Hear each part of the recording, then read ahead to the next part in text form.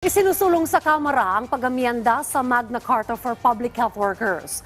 Kasama dito ang pagkakaroon ng karagdagang sahod at benepisyo para sa public health workers. Yan ang ulat ni Rod Lagusan. Suportado ng House Committee on Health ang panukalang amyendahan ng Republic Act 7305 o ang Magna Carta for Public Health Workers. Sa isinagawang pagdinig, pinagsama-sama o consolidated na ang mga bill na inihain kaugnay nito. Kasama sa hinihingi ang pagtaas ng sahod ng mga public health worker, pati allowances at benepisyo.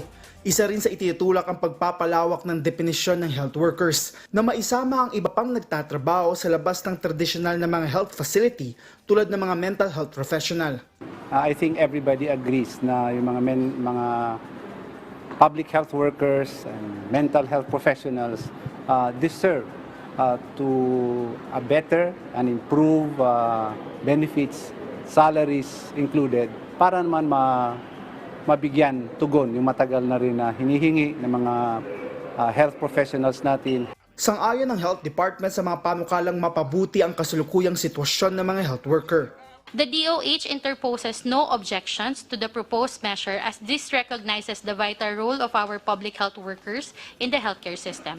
After 29 years since the enactment of the Republic Act number 7305 or the Magna Carta for Public Health Workers, our nation has experienced significant transformations, particularly economically. Ayon naman sa Department of Budget and Management, kinakailangan ng balancing fiscal management pagdating sa pondo ng gobyerno. Sa ngayon, inaaral ng kanilang technical group ang posibleng epekto ng panukalang batas.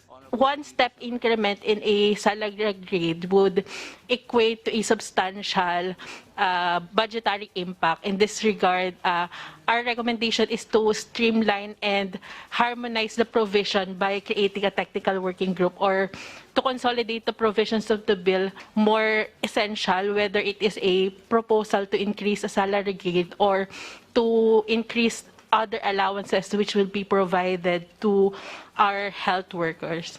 Tinalakay din ang usaping hindi pasok ang barangay health workers sa definisyon ng health workers.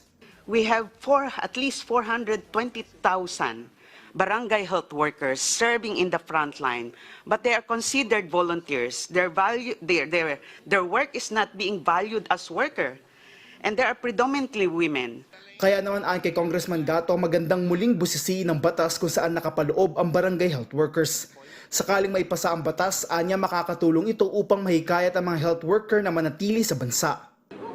Realistically, all bills that require budgetary consideration ay siyempre it's an uphill in a sense because we have to consider also the capability of our government.